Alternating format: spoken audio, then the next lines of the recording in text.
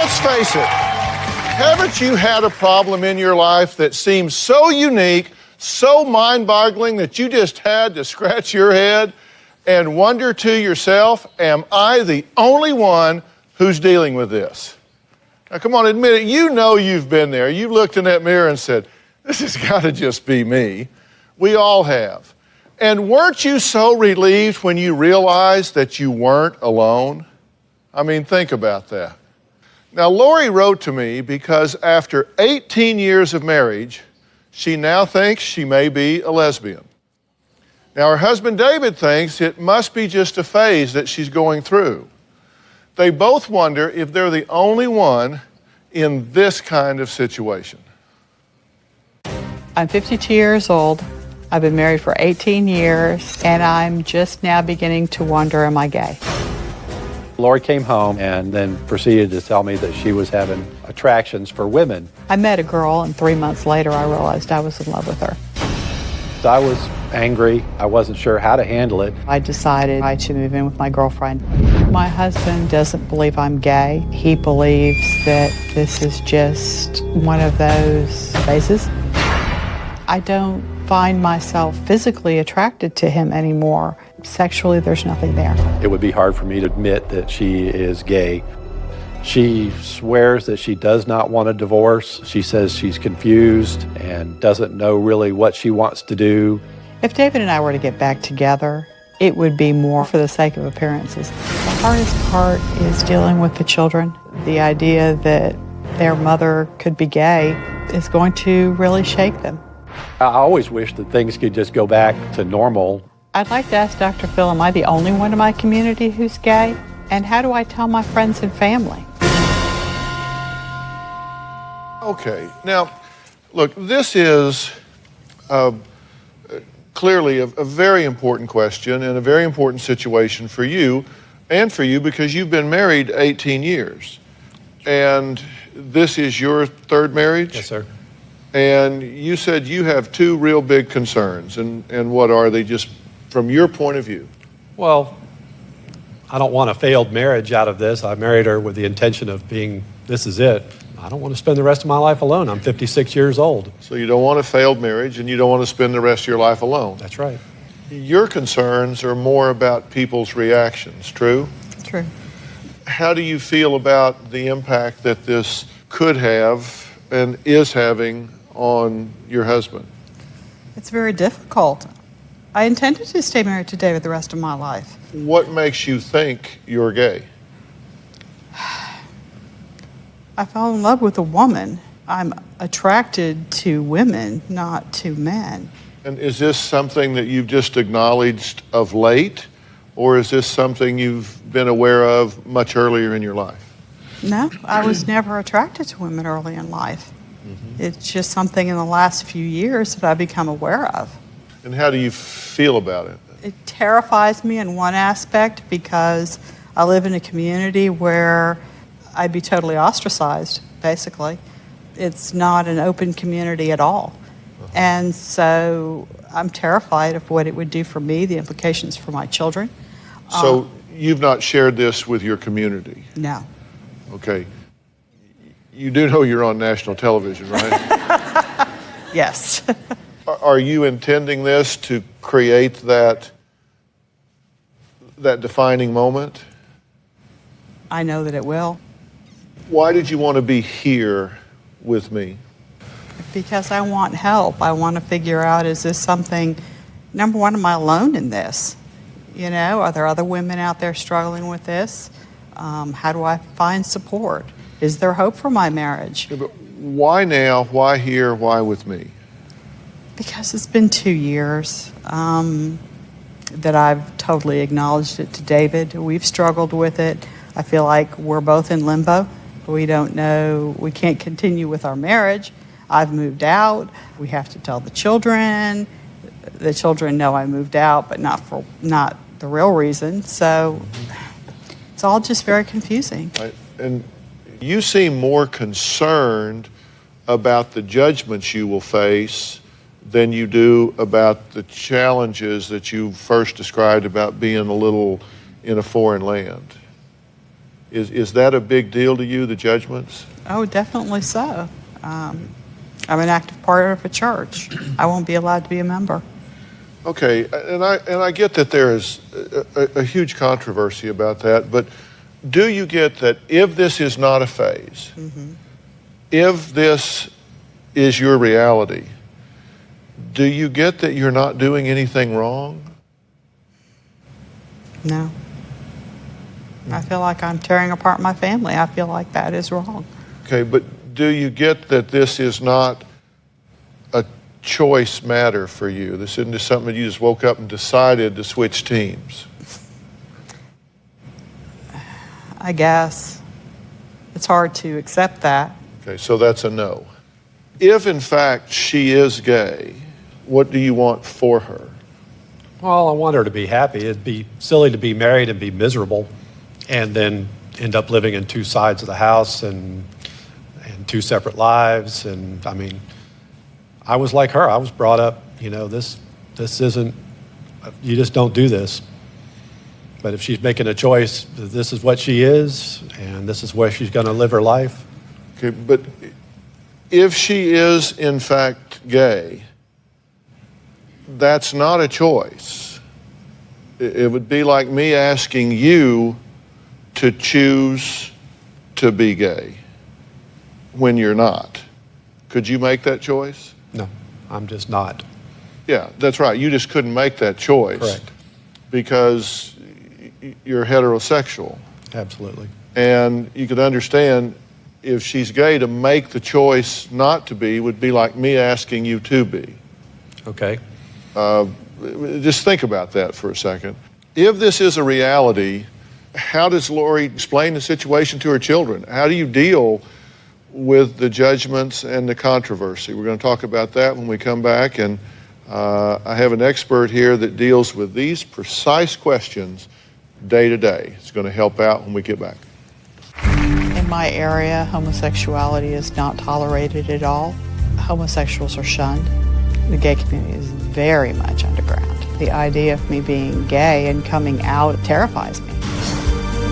Well, today we're answering the questions we've all felt at one point or another when dealing with a particular problem. Am I the only one? And if you're having a problem, something that particularly that scares you and you feel like you're the only one that's in this, that can be such a lonely feeling. Now, I'm talking to Lori and her husband, David. They've been married for 18 years, love each other, no question about that. But now Lori is questioning her sexuality, and David is questioning whether or not this is a marriage that can be saved, should be saved. How can she have been married for 18 years if, in fact, this is her position? I want to bring someone else into the conversation. Dr. Michelle Angelo is a psychotherapist and sexologist. So, Dr. Angelo, thank you for being here again. What is the answer to some of Lori's questions here? Because you deal with this in your practice every single day. You touched on it at the beginning, which is that your age is actually a pretty typical age for someone, if they are going to come out later in life, for them to in fact do that for a couple of reasons. The first is that as women in this society, we're basically encouraged to suppress any kind of personal sexual feelings. And so there's this assumption of heterosexuality. It often takes a level of maturity before you can actually discover that in yourself, that, I may not want to perpetuate this assumption of heterosexuality in my world. I might not feel like I can do that because it's not genuinely who I am. Another thing is, again, the stage of life that you're in is the perfect stage from a developmental perspective of really reflecting back and saying, have I lived the optimal, authentic life? And if I haven't, and on every level, not just your sexual orientation, what can I do differently so that I can move ahead with the second half of my life and be truly the genuine person I want to be? I guess one of the questions or challenges is, the first thing she says, is this a phase? Where do you come down on that issue? It's a tough one because I'm with you in the sense that I'm doubtful it's a phase, though I certainly can appreciate the fact that I know lots of people who say, I just fell in love with the person. And in your case, happened to be another woman. So might it shift? Because yes, I do think we all have the potential for some fluidity or some ability to shift throughout our lives. It might, but the fact that you've been open to it means that there's always that potential. And so it doesn't mean that you wouldn't potentially fall in love with a man again, or you might fall in love with a woman again. But there isn't this static, just this is who I am for the rest of my life, perhaps in your case. So you fell in love with a woman while you were still living together, Yes. and then you moved out on your own. Are you continuing that relationship? Yes. And is that working for you? Yes. I mean, are you happy in that relationship? Does it feel right to you? The relationship feels fine when we're alone together. Can't actually be out open in the community, though. Okay, so you don't go to dinner or out in a way that you would be a couple? No. Okay, so this is an issue about judgment for you hugely at this point. Hugely. Are you doubting whether you can deal with the judgment, or are you doubting whether you're gay? Both. The first thing that I'd suggest, if you were my client, is for us to really take a hard look at that internalized homophobia that you're walking around with, because that's going to keep you stuck just indefinitely if you don't try to release some of that. And that's really going to be about then, the second step is looking at your level of resilience. Are you resilient enough to be able to? And can you surround yourself in whatever way? And that can mean the internet, that can mean support groups, however you find them. Are you resilient enough then to say, I'll deal with the fallout of this? The one person Lori really needs to be honest with when we come back. What makes you think you're gay? I fell in love with a woman. Are you doubting whether you can deal with the judgment, or are you doubting whether you're gay? Both. Well, the first thing she says, is this a phase? I'm doubtful it's a phase. The fact that you've been open to it means that there's always that potential. Dr. Angelo and I were talking earlier, and when I was in private practice, I dealt with a young man that had discovered that he was gay. And the biggest challenge that I faced then was getting him to come out to himself. He felt shame and he felt guilt, and he was in denial one day and not the next. And there's a difference between acknowledging it and accepting it. Acknowledging it is like, wow, there's something going on here and I cannot deny this. They're powerful feelings, and therefore a same-sexed object of my affection. That's one thing to acknowledge that. It's another thing to accept that and say, not only is that who I am, but I'm okay with who I am.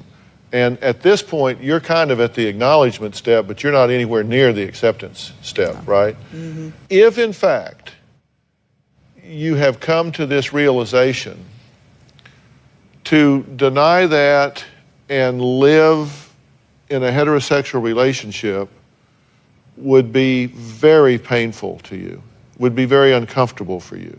And that's how it appears to you at this point. True? I mean, you would feel inauthentic at this point. Oh, yes. Okay? Although you've not been inauthentic in the 18 years that you've been there. I mean, you wanted to be there, you were invested in this. So, I mean, in talking to your children, I think it's important for them to know that you've not been living a lie, but that in the evolution of your life, this is where you've come to.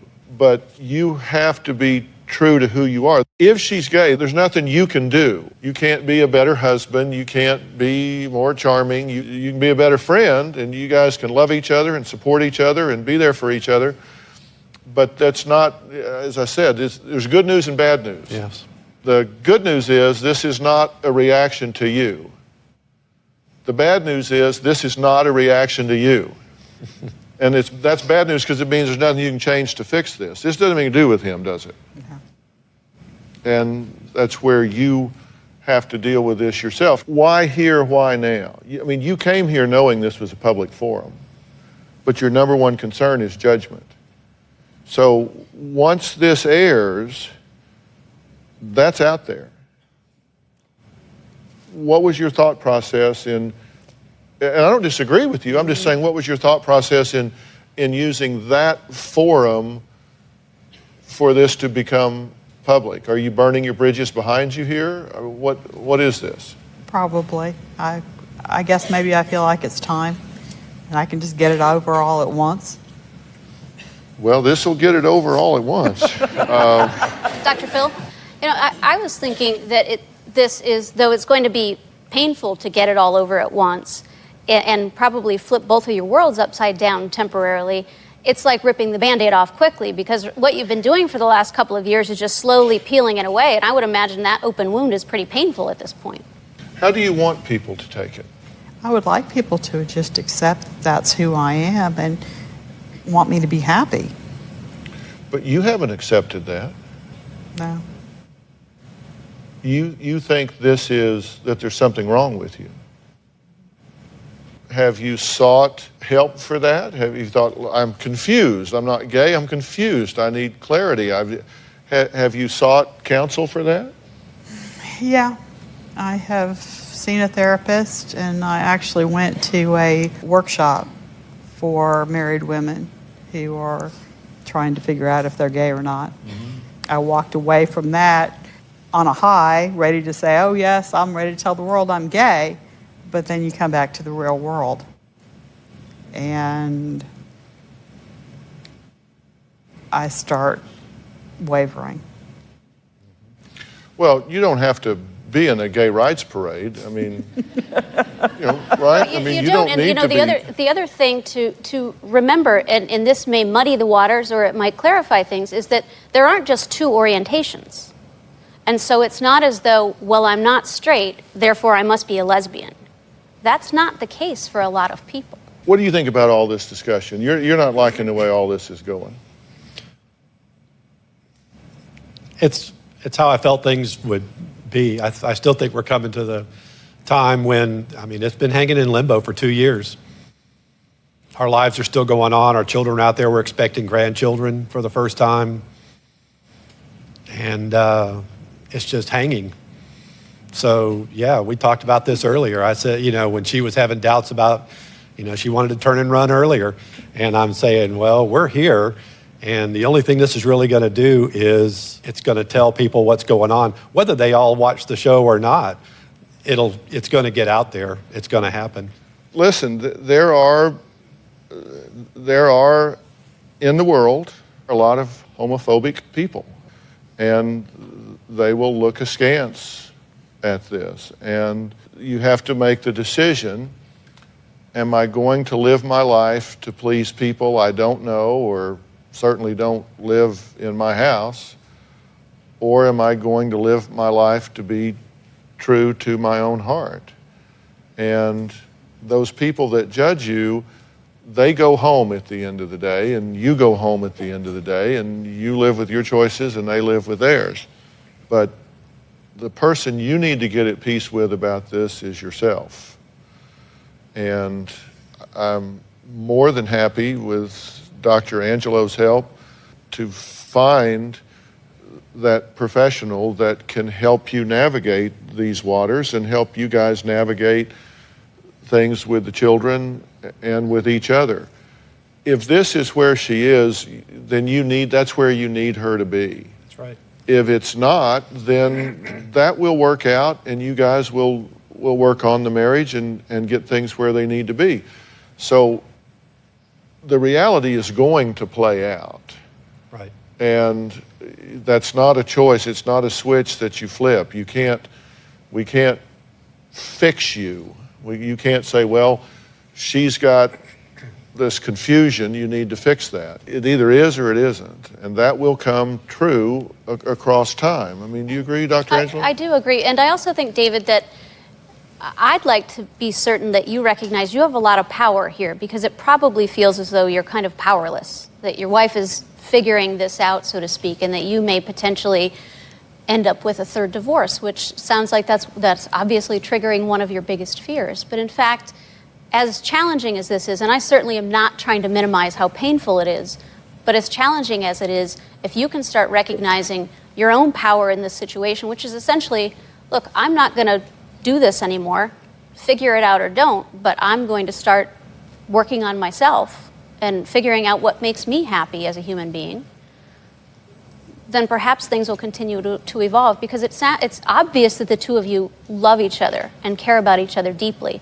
And sometimes, unfortunately, that can keep you stuck in, well, we'll just keep doing the status quo because it sort of kind of works out and it's a little bit less painful, so we'll do it, when in fact neither of you then are able to live as authentically as you'd like. Look, if you're gay and you stay married, that just kind of says that being gay is all about sex. And it's so much more than that, right? I mean, it's a very emotional thing for you. It's just not that one-dimensional. Well, this is a lot of food for thought, right? Oh, yes. And the issue is you got to resolve with yourself that you either accept this about yourself or you don't. And if, in fact, this just passes and it is a phase, then you two will work diligently, I'm sure, to resolve the other. And if it's not, and I think it's not, then that's the reality. And the sooner you deal with that, you say it's been 2 years, let's deal with it, right? That's what we're doing right now. Well, you certainly are. All right. Okay. Up next, she loves being disturbed, shocked, and disgusted by gory movies. Is she the only one? We're going to talk to her and her concerned mom. I got an email from 21-year-old Sarah who says she loves bloody, gory, utterly terrifying movies. Now, her mother, Katie, can't understand why she would watch blood-splattering movies without even flinching. Hi, Dr. Phil. I have a daughter named Sarah. She's 21, and she is just really into gory, bloody, disturbing movies. I watch a lot of hardcore shock movies, a lot of documentaries. It's just twisted. As you can see, the stuff I watch is extremely gory and disgusting. Oh, God, no. Turn it off. Turn it off. I'm so obsessed with this stuff, and I love watching it. I don't understand. I don't know if I'm like psychotic in the head or not. She's beautiful. She's sweet. She has goals. I have a really strong stomach, so I'd probably be best in the medical career because I can actually like watch autopsies and eat. Is it just me? Am I the only one who has a daughter who watches these disturbing, gory movies? Nothing grosses you out. Not really. So cutting people up, splattering people, it doesn't bother you in the least? No, I watch movies that have even been banned in some countries. Really? And you have on razor blade earrings. They're not real razor blades. That's good. Okay. But you don't do any of this stuff, right? Oh, Lord, no. You're not like some creepy, freaky, No. out torturing. I like Hello Kitty. No, I'm fine. So you like Hello Kitty? I do. Would it bother you to see some bad result fall to Hello Kitty? I'd be horrified. Okay, all right. Well, no, that you see what I'm saying? That she crosses the line and says, no, if it's somebody I love and care about, I wouldn't like that. But look, you always commented when she was growing up that she was different, right? Yeah. And she was different in what way? She's just always walked to her own drive. There's nothing wrong with this. I mean, everybody has different taste. I mean, you look at people like Stephen King and Spielberg and some of these people that do these kind of way out sort of things. It's a very creative thing. I suspect for you that you were always walking to the beat of your own drummer and you thought that was unique about her.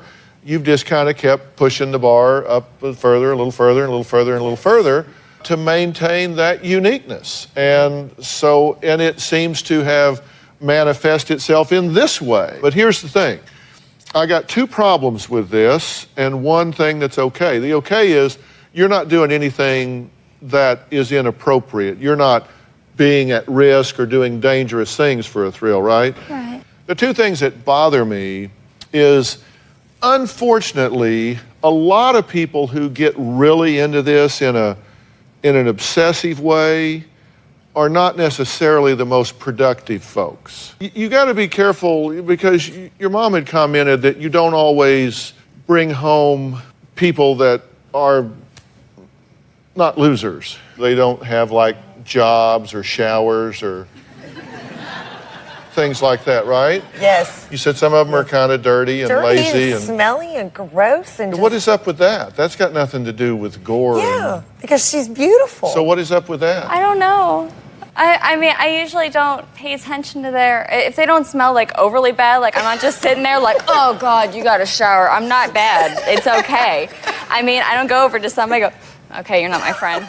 You know, that is a bit of a self-esteem issue. I mean, seriously, if you have good self-esteem and you're well-groomed and productive in life and pursuing goals and, you know, progressing along in life, you would kind of think that you would want to be with people that shared that pace, that cadence to life with you. Ask yourself, is this a person that's inconsistent with my level of self-esteem?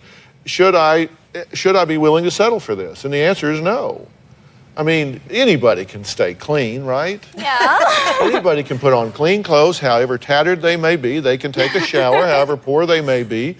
And if you're not at least holding folks to that standard, then that's not good. So think about that. That's the thing to focus on, is the self-esteem issue. The other thing, it'll come and go. Okay. It'll come and go. She likes Hello Kitty. All right, up next, she feels like nobody takes her seriously because of her looks and wonders, is she the only one? We'll be right back. Well, today we're talking about the problems in life that make you shrug your shoulders and ask yourself, am I the only one? Now, Lynda says that she has a master's degree in marriage and family therapy, but can only find jobs modeling. She feels she isn't taken seriously and only judged by the way she looks. Dr. Phil, I went to school for 6 years. I want to be a therapist. I have a master's degree, but I can only find jobs modeling.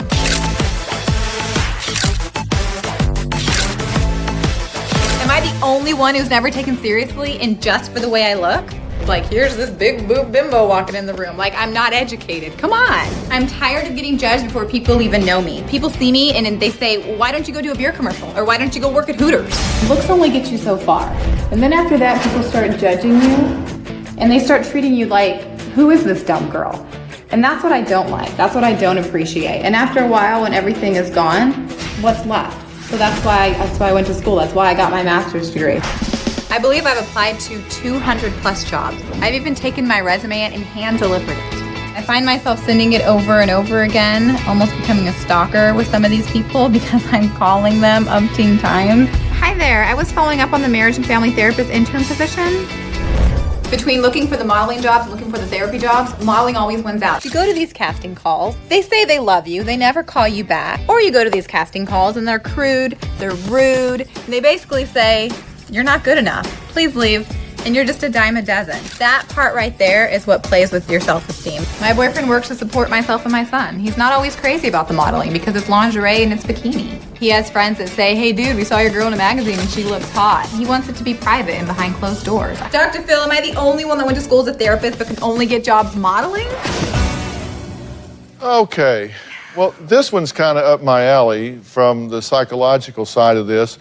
So what have you done to prepare yourself to actually work as a therapist besides your education? Did you do an internship? I did. Did you do a residency program somewhere? I did. And where did you do it and for how long? Everything was where I'm from, which is north of here. Yep. And so when I moved here, the networking just went out the window. I didn't know anybody. Okay, I didn't know any of the... Did you work at a hospital? I did. I worked at a hospital for 2 years. Uh-huh. And what kind of recommendations and references did you get from that job? See, that's the thing. I have great recommendations, great references. Every job I've ever been at, I leave with people saying great things about me. So when I send my resume, I accompany them with the recommendations. I understand, Chris saying that he has a problem with the modeling side of it. We can talk about that in a minute.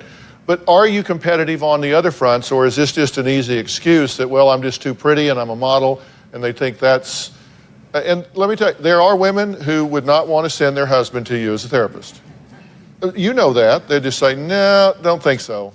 That's what the running joke is. You're going to have a line out the door because all these men you're going to have, male 30-year-olds lining up at your door. I don't want that. Right. Nobody takes me seriously. The women I go and I interview with, they're almost rude to me. So what do you think's going on? I don't know. I mean, she just doesn't get the calls back. Nobody calls her back, or, she's a member of a couple of the organizations in the area, and she's done a lot of the networking. And what I have noticed, I mean, some people have called her and offered to be more like a mentor, but they're men, and they offer a little more help than would be Meet normal. me for dinner, or hey, here's my private number, call me. And then I'm right back going, are they really helping me because they want to help me? or are they helping me because they have a hidden agenda? You do need to stalk people if you want a job in that regard. And you need to show up and you need to tell them, here's what I can do for you today. This stuff about, here's my resume, here's my training, this, that, that's necessary but not sufficient. You got to be there and say, here's what I can do for you starting today. And the truth is that the number one characteristic of a good therapist is a broad base of personal experiences. So you have a good experiences here. I do. Well, no, that's what I'm saying. You're saying modeling? Look, there's nothing wrong with that. That's just part of a broad base of experience that you have. So I wouldn't hide that in any way. So I think you need to start networking. If you have to, volunteer. Volunteer at a hospital, volunteer at a hotline, volunteer at a women's crisis center or battered women's shelter, whatever. Volunteer. Get inside the system and work it from the inside out instead of on the outside trying to get in. You say, well, I can't afford to work for free. I need a job. You don't have a job now. At least you're making contact.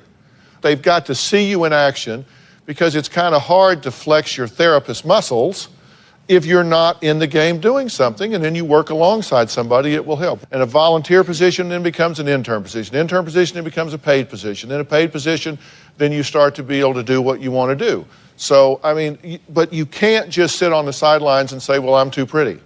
There will be some people that resent the way you look, but you will get past that when people start seeing you working with these kids or these women. You got to get inside the system and start doing something. We'll be right back. A couple of weeks ago, one of my staffers came to me because he wanted to know if he was the only one who was so afraid of the dentist that he's put off fixing his teeth for 1.5 years. I hate going to the dentist, and I will do whatever it takes to avoid another appointment. I've got a cracked front crown, which means that I have to get both my front teeth replaced yet again, which will be my 6th set of new front teeth. Just the thought makes my skin crawl. Okay, now you don't like the dentist. Not at all. First of all, I get really anxious, and then I don't like the frustration. It's never just one appointment. You end up having to go back and forth. I've found the solution to this. I have found the dentist. This guy, Dr. Barrett, is a Los Angeles-based dentist. All right, he says he gets a lot of patients who fear going to the dentist because of these multiple appointments it takes to get all the work done. There is a new technology that has changed my whole attitude about dentistry. It requires one visit to the dentist. Take a look at this. When people go to the dentist, they have phobias. CAD/CAM eases the pain of being in a dental chair because the patients don't have a second visit, and they know that. They're thinking about that. So all in all, it relieves anxiety. We take a digital impression, no goopy impression, then we put it in a 3-dimensional computer. We design it, we mill it or make it, we try it in, glaze it, and we bond it. It's that simple. All right, Leslie, you're all set. That was fast. So how was your experience with Dr. Barrett before we talk to the good doctor? Dr. Barrett's amazing. There was no pain, it was fast, and I'm done, and I don't have to go back. This is a computer system that basically engineers the tooth, right? Right, this is a CEREC system. If you're interested, you could actually go to findacerecdentist.com. And what they do is you actually make the crown or the tooth in the office at the time, right? At the time. We take away the lab. The only reason there's 2 weeks is because we have to send it to a lab. We take goopy impressions, we put temporaries on, and we send it to a lab. He has to let it harden, and he's got to make it, and that time is about 2 weeks. So the bottom line is this. Like, if we send Michael over there and he has to crown 2 teeth, you take pictures of them and map them out with this computer. Right. Then that computer talks to this thing. Right. Which builds up what you actually put in the mouth. Because you did it with me in like 30 minutes. I never had a time to get mad or anxious or whatever. No, couldn't get mad. If we send, will you go? Yeah, okay. I mean, maybe I'll give it a try. No, you have to trust me on this. I've done this. Will you go? Okay. Yeah, okay. I'll go. Okay, because they not only do this technology, but they really take care of you while you're there, and we'll see what happens, and we'll do part 2 of this story. Well, before Michael went to see Dr. Barrett, I sat him down with Dr. Frank Lawless to learn some relaxation techniques. Okay, Michael, you need to learn how to relax. There are 3 very good strategies for doing that. First way is through smell. You can get hibiscus or anything that gets your attention. The other approach is to learn how to breathe. Breathe out through your mouth. Let go. Another approach is to listen to relaxation instructions. This is a CD that I made. It's general relaxation. And all 3 of those, I'll be golden? Exactly. Okay. Well, thank you, Dr. Lawless. All right. I'm here at Dr. Barrett's office, and I am prepared to go ahead and do Dr. Lawless's relaxation techniques. Breathe in, breathe out, and just sort of relaxes me. Michael, come on back. Okay. Ready? Mm-hmm. All right. We'll get these 2 teeth done today. Okay. And you'll be out of here. Great. You'll be okay. Oh, wow. All right, Michael. Big smile. Oh, wow. They look amazing. The process is a whole lot easier than I thought it was going to be. I'm really happy with the results. Do you have a story or a question for me? Click the link in the description and tell me what in the world is going on.